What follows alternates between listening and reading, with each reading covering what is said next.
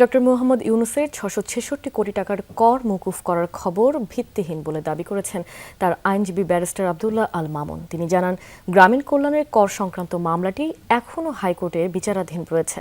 হাইকোর্টে এক ব্রিফিংয়ে ব্যারিস্টার মামুন জানান, ২০০৪ থেকে ২০১৭ সাল পর্যন্ত চুক্তির ভিত্তিতে পাওয়া মুনাফার উপর গ্রামীণ কল্যাণ ইতিমধ্যে ১৫% হারে উৎস কর পরিশোধ করেছে। কিন্তু ২০১৭ সালে একজন জয়েন্ট কমিশনার তার এখতিয়ারের বাইরে গিয়ে বেআইনিভাবে পুনরায় ৬৬৬ কোটি টাকার কর আরোপ করেন।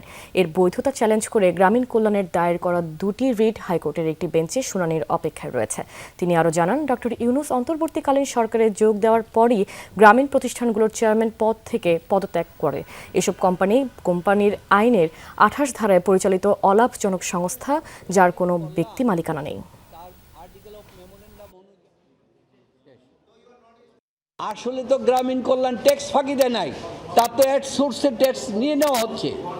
সে মামলা করেছে, কেন আমার উপরে ট্যাক্স দেওয়ার পরও ট্যাক্স দেওয়া হবে, আর এইটাকে প্রচারিত হয়েছে ট্যাক্স ফাঁকির মামলা।